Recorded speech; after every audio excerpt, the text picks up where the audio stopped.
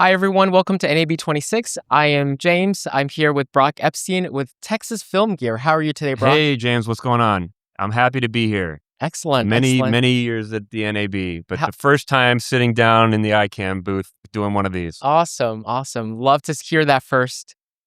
Tell us a bit about Texas Film Gear, Barak.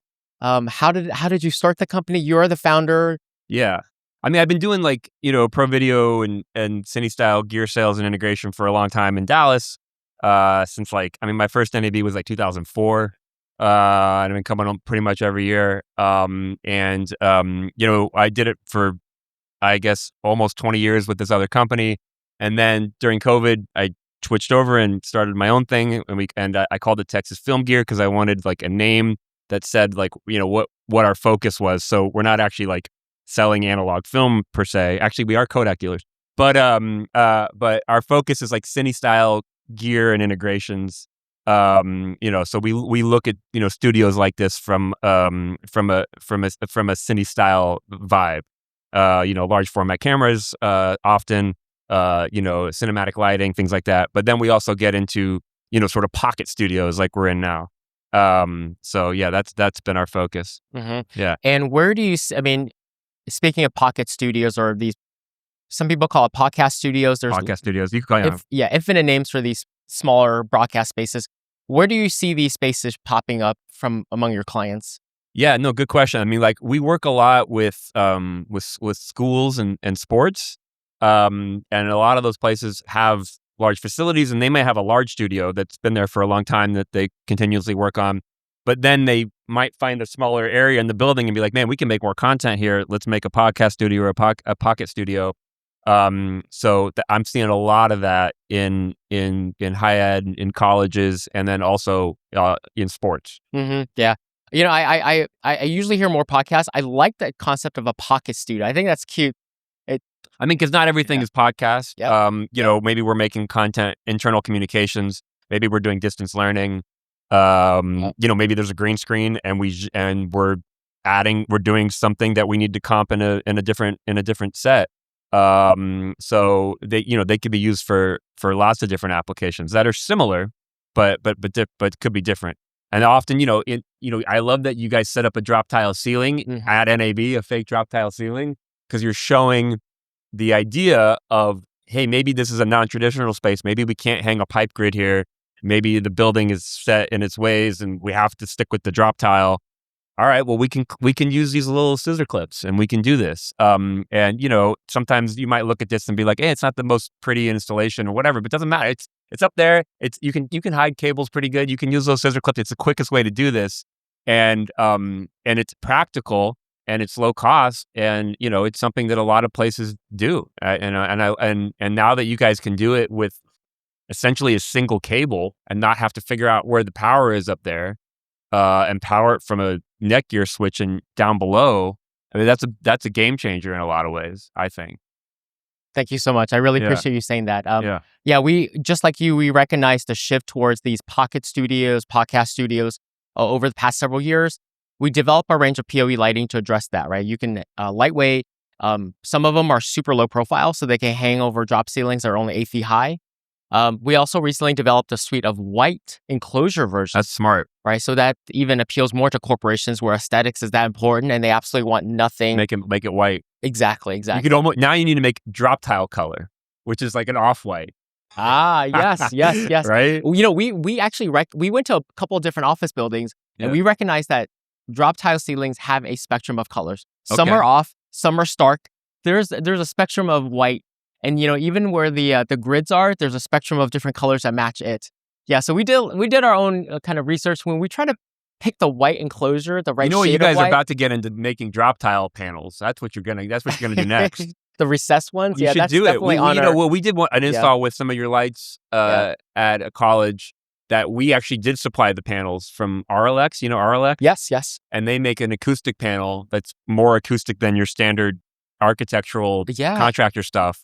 And I think you can order them in different colors. So I don't know. I feel like you're on that path. Yeah, no, that actually makes a lot of sense. Yeah. And we could probably use that in our own studio because right now our own studio is an office building. Yeah. And it's a big space. It's a 20 by 40. How's your acoustics?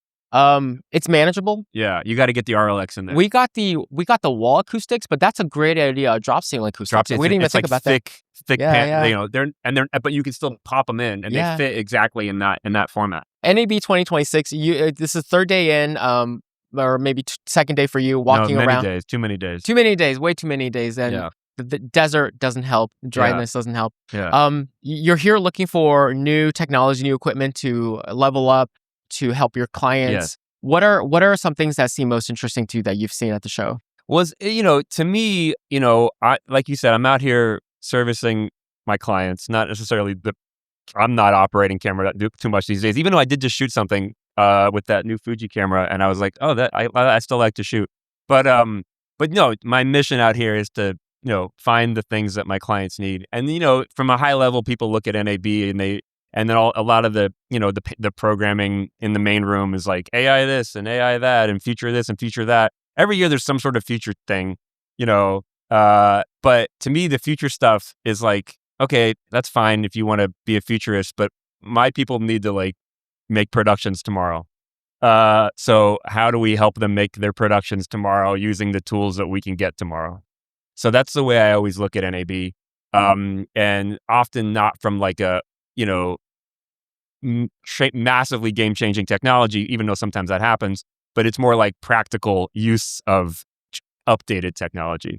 And that's what I look for. So again, you guys doing PoE lighting that no one else is even entering your space, which is crazy. And I know you guys have been working on it for a few years. And the first year you showed it, I was like, I don't know if it's there yet, but now it's like a real thing and it's installed in places. Other people are doing it. So it's a thing, but we do a lot of traditional studio lighting. Obviously we sell, all the big brands that you see here. And those have a place and we promote those when those have a place and those go on set, things like that. But yeah, I mean, I think that you guys have carved, a little bit of a niche here. And your product line just keeps getting better. And so whenever I hear, of people saying, okay, let's look at this small room. This is not going to go anywhere. We're going to set this up. And I'm like, all right, well, let's not look at some of the traditional lights for that application. Let's look at this, in the not old days, but another version of this would have been like track lighting. We did an install a few years ago with some track lighting in a podcast studio, and it works. It's fine. Track lighting is complicated to figure out. And to me, this is a better situation if you don't already have the power track up there. Mm-hmm. Yeah, agree. Track lighting still requires a high voltage permit, whereas our lights are low voltage. And my understanding of track lighting, because we have some of it, granted, in our own building, just for various different applications. Granted, we're not versed in track lighting, but a track control, like we weren't able to individually control lights on a track. It's like the whole track. People. I mean, I don't know. You probably don't want to get into that, but ETC and that other the company that makes it for them, and Desisti and so you can individually control lights on the track. You can get DMX. You get that's right. Is it not like the generic architectural stuff? You got to buy like I forgot what it's called now, but there's a like a it's meant for studio integration. Understood. Yeah. So you can get DMX and power. So without having to run more stuff. Got it. So it is a thing that you can do. Yeah. And it's a legit thing. Yes. But it can be complicated. And I actually think that just networking lights, the way that you guys are doing it, is easier. Now, I say easier, before you guys had your control interface, we've done integrations with other people's control and it's fine. And then if you want to mix and match your lights with things that are traditional DMX, you might have to buy other pieces of hardware, and we've sort of figured that out. We did a test where we were controlling your lights, and then we were controlling some cream source vortexes in the same room, the same universe, and those are fun things to show and demo. But you just got to get a little a little interface. Yes. There's a company called Entech that makes them. So we've been selling those things. And they work great. Mm-hmm. Yeah, I know exactly. It's a bidirectional DMX 512 to ArtNet or and you can SACM plug that directly into adapter. your neck, your switch. Yep. And then you got your 5-pin. Yeah. And then you just get a Wi-Fi router. I mean, you could obviously use like these Wi-Fi access points that Aperture or some of the other brands sell. But, if you're doing it all together, you guys just showed me your iOS application, which is just it's ArtNet built in. Right, native ArtNet or SACN. So you could use it with an off-the-shelf access point, not a fancy one. Right? Yes, of course. Yes, it's all network. Yes, but you will need a fancy switcher to be able to power the lights. 100%. So you need the Netgear plus. We always do the plus. Yes. Even if some of the lights are plus, just get the plus. And that's what we do. And then you can get into the Netgear back end and sort of VLAN them and say which ones they're using. I love that the way that they show you your power budget in the back end. Netgear's got it figured out. They do. So, and you don't even have to do that half the time. You could just plug and play that Netgear switch and just go. You can dial into it if you want.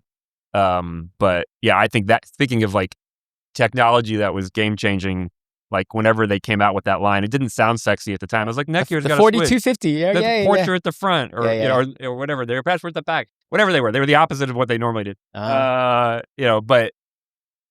come like whatever 2-3 years later, there's probably a Netgear switch in every single booth in here. Absolutely. A Pro AV switch. I mean, yeah. So they figured it out. Yeah, and beyond the technology, they're just great people to work with. Every person I've met there have just been amazing people to work with. Yeah, they're really good people. They're smart. Yeah, figured it out, and so. Yeah. Well, want to transition into maybe like a verbal case study that of Texas A&M's Mays Business School. Yeah. It's a project you did starting early last year. Was it early 2025? Because it was a little bit of a phased approach. We built them. We helped build 2 rooms. We were not. So we actually came on as like the sort of, we built more of a traditional studio, like a pop-up style, and then we helped convert that traditional studio more into a permanent studio. And we did do a pipe grid, and we did do cream source and light panels, and that sort of different traditional style studio. But then, just right next door, they were like, man, we got these distance learning rooms. And there was a different integrator who'd set up the camera, and that was working great. But they didn't do any sort of lighting other than just like the lighting that was in the building. So they were like, well, how do we get the presenters to have better lighting? And we can't put pipe grid in all these. So we're like, all right, well, let's look at this ICAM PoE product. And they had these exact ceilings. And we did 2 as kind of like a proof of concept for them. And then they moved buildings. They were moving that department. So they moved to a new building, and so we moved the 2 over, and then we did like 7 more. So we try to replicate the lighting setup in I think 9 rooms now. And it's all of your lighting. It lights talent. Backdrops are just like solid back. They don't do chroma key. That's not what they're trying to do. They just want like a clean look. But we just wanted to bring up the faces and get nice, clean images for the people watching this content. And I think it worked. Yeah, no, it was a very successful project. I know Jeff Jones there speaks the world of you and everything that you did to help him figure out these tiny little office rooms. Yeah, they're small. I mean, they're basically this size. Yeah, they were about 10 by 10. Yeah. Yeah. And they're designed for one person to teach, and then there's like a tech. There's like a house tech. I think the house tech might run a few rooms at a time. And that's the way that they do it. And they use it, I think they use it several days a week, every day, so. And I remember speaking with Jeff, he was all about this concept of like, we've all heard the concept of infotainment, right? Information that's entertaining, but he wanted to take that and make it edutainment, right? So he wanted to give his lecturers an experience, a high quality experience that would then translate over the network to their students and be able to have an engaging presence while being still remote distance learning. I agree. And at another level, they're doing, they have a big virtual production initiative, which you may have heard about, where they have campuses in Fort Worth and at College Station that are, virtual production learning, but then they're also building one for teaching. And it's going to be in that same building where we did all these lights. So we're actually still working on that one. It's a long-term project, but we're hoping to get a few of your lights in there. I'm actually going to use them as house lights, I think, because they're going to do a different brand for the actual cinema, but I really like. I want to use maybe the 16s, or maybe the 30s, so we can set up like a sort of like a working light situation, and maybe we'll be able to run that into the house console. So TBA on that, but I'm working on it for you. Sounds great. I deeply appreciate that. What interested me about the A&M project was also it's the convergence of traditional AV, because you can look at that lecture room and say, that's actually a traditional AV conference room. That's really what it is. It's an AV. You can call it, if it was running Microsoft, it would call it MTR, right? Microsoft Teams. I think room. They're using Zoom. Correct. They're using or an enterprise Zoom, I believe. Sure. Yes. So it's, there's infinitely the addressable market on that segment as more corporations are willing to adopt broadcast grade lighting, cameras, and audio, and maybe a broadcast grade workflow. That opens up the addressable market infinitely bigger than all the existing spaces that could handle a traditional kind of grid system, pipe and grid. So I found that really, really interesting. Really excited about that opportunity. I guess finally, my parting question for you, Barak, is where do you see the rest of 2026? Where are you focusing kind of your attention on in terms of, who are your clients that you're focusing your attention on for the rest of the year? And what are some of the needs that they're presenting to you that you're looking to address?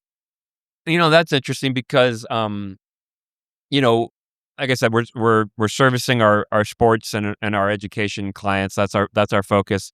So we're just trying to find efficient ways for students at those film schools to have kits of gear. How we can better service like the equipment rooms, and just as an aside, like Core Batteries has a little thing that they're showing. You asked me about neat things.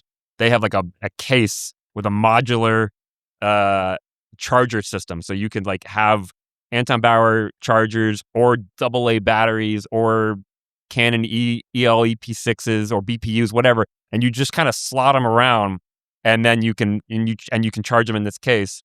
And then another crazy thing that I'm getting excited about, this Core thing. If you have no house power, like you're in the field, and your BP battery is dead, but you still have some juice on the Anton Bauer, you can put them in this case, and it'll transfer the juice from the Anton Bauer to the BPU. Like that's something that whole concept doesn't sound that just sexy randomly. Like it's not AI. There's zero AI in this thing. It's just a battery charger. But it's like, it's companies like that coming up with like ideas that actually are practically useful to their clients. And that's the kind of stuff when I see out here, I'm like, dude, like everybody can use this. And I think that's kind of what you guys are doing too, is like, what can we do that is immediately useful to our clients. So that's always my focus. I appreciate that. An elegant solution, an elegant product is oftentimes agnostic of the latest technologies. It's just elegance, right? Yeah. After the segment, let me show you something else that we developed for lighting that I think will fit that, check off that box for you. Barak, it's been a pleasure talking with you. Yeah, thanks, James. Pleasure always working with you. Yeah, man. Hope you have a great rest of the show. Cool. Thank you. Thank you.